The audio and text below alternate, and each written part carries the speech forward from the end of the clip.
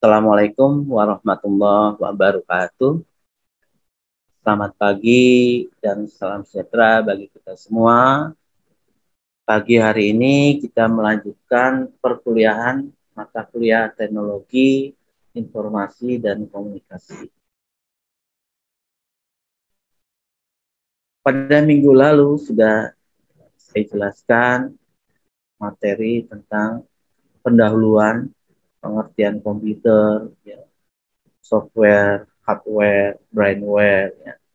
Pada hari ini, ya, ini akan saya jelaskan tentang internet. Kalau kalian pada era sekarang, bukan hal biasa lagi. Ini adalah suatu dunia maya yang kita mau tidak mau, suka tidak suka, akan mempelajari ini. Luar biasa ya, internet perkembangannya. Nah, kalau kita lihat di dalam definisi internet, ya, ini kita ketahui ya bahwa internet itu adalah merupakan suatu jaringan komunikasi, ya, yang ada karena adanya proses globalisasi yang memiliki fungsi untuk menghubungkan satu media elektronik dengan media elektronik lainnya. Ini adalah definisi internet. Nah, kalau kita bicara manfaatnya, apa sih manfaatnya internet ini? Terutama bagi kalian sebagai mahasiswa. Ya. Banyak sekali. Yang pertama itu adalah mencari informasi. Ya. Nanti pada saat kalian diberi tugas oleh dosen, ya, silakan review jurnal terbitan 5 tahun terakhir. Misalnya, masalah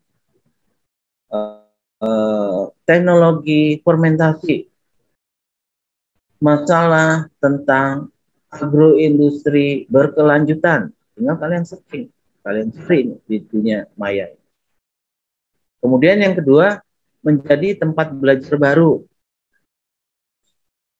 Dulu kalau saya itu di era tahun 90-an ya, sebagai mahasiswa ya, sangat sulit mencari tempat belajar, mencari referensi. Ya. Sangat-sangat sulit. Jadi kalau mau mencari referensi itu harus ke Bogor, Institut Pertanian Bogor, atau sekarang IPB University. Kita nyarinya ke sana. Dengan segala macam judul topik yang mendekati ke arah penelitian yang akan kita lakukan. Seperti itu. Kemudian bisa menjadi apa namanya itu penunjang proses belajar mengajar. Bisa juga mengoptimalkan penggunaan bahasa asing atau sarana pendidikan jarak jauh dan harganya relatif lebih murah. Nah, contohnya saja ya, mengoptimalkan penggunaan bahasa asing. Dulu kita kalau mau berbicara bahasa asing, apakah itu Inggris atau Jepang atau apa gitu kan, malu-malu. Sekarang enggak, dipaksa kita membaca dalam bahasa asing, bahasa Inggris, mengerti atau tidak nih tulisan ini. Kemudian sarana pendidikan jarak jauh, benar sekali. Ya. MBKM ya, jadi yang diterapkan oleh kementerian kita, MBKM sekarang, ini sebenarnya sama. Mahasiswa bisa belajar di perguruan tinggi lain. Mahasiswa bisa belajar di industri, magang, dengan pengakuan SKS. Nah, ini adalah manfaat kita belajar dari internet. Kalian nanti mencari pekerjaan, nggak usah susah-susah, Kalau zaman saya dulu harus bikin surat lamaran pakai mesin tik, tek, tek, tek, tek, tek. Itu baru satu tempat. Pindah lagi ke tempat lain, ketik lagi, tek, tek, tek, tek, tek. Belum pakai salah-salahnya. Kalau sekarang enggak, bikin surat satu saja, ya, nanti tinggal kirim ke mana-mana. Ya, itulah namanya teknologi internet. Kemudian contohnya, ya. Nah, jadi kalau kita ingin melihat, ada yang namanya Google Scholar, ya, ada e-book, ya, atau repository, atau e-jurnal ilmiah. Nah, ini adalah dunia maya yang bisa membantu kita di dalam melakukan searching bahan-bahan penelitian yang ingin kita gunakan. Bisa kita gunakan semua ini. Jadi kalau kita menggunakan Google, jangan hanya Google saja. Coba buka Google Scholar, ya, buka e-books, ya, electronic books, ya, atau e-jurnal, elektronik jurnal ini, ya. Cari itu. Misalnya mau kita penelitian tentang kulit pisang, cari kulit pisang apa, jenisnya apa, itu akan bisa ketahuan di dalam dunia maya. Google Scholar. Nah, ya, Google Scholar ini adalah merupakan layanan informasi, ya, berupa PDF, Portable Document Format. Jadi hanya bisa dibaca. Itu secara lengkap dan gratis. Banyak digunakan untuk kalangan pelajar dan mahasiswa sebagai referensi, ya, dalam membuat karya ilmiah. Luar biasa ini manfaatnya Google Scholar, ya.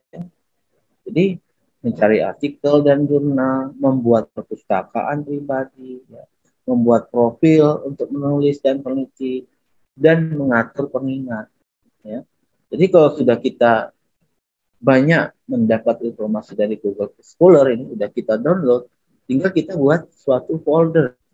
Kita namakan misalnya perpustakaan pribadi, boleh, ya, di dalam komputer kita. Kemudian repository. Repository ini adalah tempat disimpannya berbagai macam program atau aplikasi yang telah dibuat sedemikian rupa sehingga bisa diakses melalui internet. Jadi tujuan dari repository ini adalah menciptakan visibilitas, mengumpulkan konten, memberikan akses, dan menyimpan serta melestarikan aset digital kelembagaan. Unila ada repository Unila, ya. Itu isinya adalah seluruh publikasi, laporan penelitian, ya, laporan macam-macam, ya, dalam bentuk jurnal, proceeding, ya, karya ilmiah, itu ada semua di repository.fppn Unila CID. Ada itu, ya. Kita punya. Nah, di dalam repository ini, ya, latar belakang dibangunnya repository, ya, yang pertama adalah sebagai peningkatan visibilitas dan dampak dari output penelitian. Jadi semua dosen yang ada di Universitas Lampung, ya, wajib memasukkan, ya, output dari penelitian itu, ya, dalam bentuk jurnal ilmiah, dalam bentuk proceeding ilmiah, apakah itu nasional ataukah internasional, di dalam repository ini. Kemudian yang kedua adalah perubahan dalam paradigma publikasi ilmiah. Dulu kalau kita publikasi ilmiah, ya, dulu, ya, ini hanya setelah misalnya kita sudah terbit di salah satu jurnal ilmiah. Udah, karena dia terbitnya sebagai buku, ya sudah, buku itu ya sudah. Tidak bisa diakses oleh orang lain. Kalau sekarang enggak. Ya. Semua orang bisa membaca. Ya. Nanti kalian coba ketik saja R.D. Suroso. Akan muncul ini publikasi yang pernah dilakukan oleh R.D. Suroso. Kelihatan nanti. Begitu juga dosen-dosen yang lain. fokusnya apa? Nanti kita coba lakukan seperti itu. Nah, kelebihan dari repositori ini memang yang saya katakan tadi ya, hasil dari penelitian, artikel ilmiah, makalah, tes, disertasi, macam-macam lah. Ya. Itu ada semua di dalam repositori. Tinggal kita download saja, free, tidak dipungut biaya. Kemudian ada e-books ya, electronic books, ya. Jadi digital books ya. Ini juga begitu ya. Jadi sekarang itu e-books ini lebih banyak ketimbang dalam bentuk buku yang dalam bentuk buku hardware itu. Sekarang orang lebih suka membaca e-books. Ya.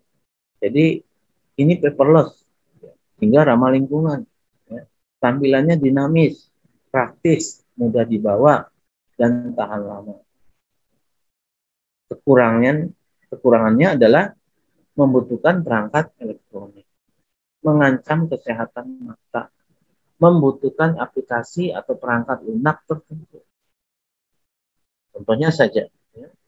Dulu zaman saya masih muda, ya, melihat orang tua kita, ya, itu pagi-pagi itu kalau tidak membaca koran dulu, kayaknya ada yang hilang.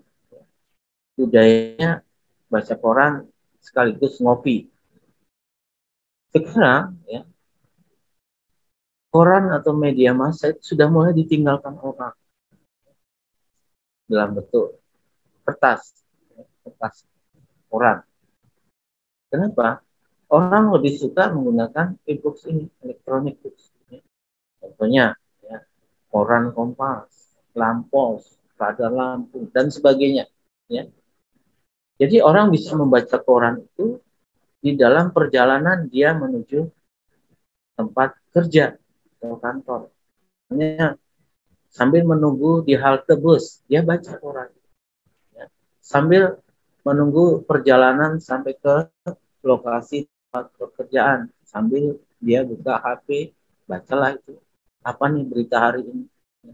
Nah, itulah kelebihan dari e-books ini. Kalian juga begitu. Ya. Jadi kalau mau mencari buku literatur, tinggal buka saja e-booksnya. Kemudian jurnal-jurnal ilmiah. Ini juga begitu ya. Banyak sekali sekarang ya kumpulan artikel ya. Secara publish internasional ataukah nasional itu luar biasa. Dan jangan lupa jurnal ini juga ada yang predator. Ya. Predator ini adalah hantu. Hantu yang sifatnya tidak baik. Istilahnya ini jebakan. Tiba-tiba menghilang. Jadi hati-hati nanti kalau kalian mau melakukan publikasi ilmiah. Sampai sini ada yang ingin ditanyakan untuk materi internet ini? Makanya silakan nanti kalian coba buka ya pustaka ini untuk lebih kalian mengembangkan ilmu tentang internet atau dunia.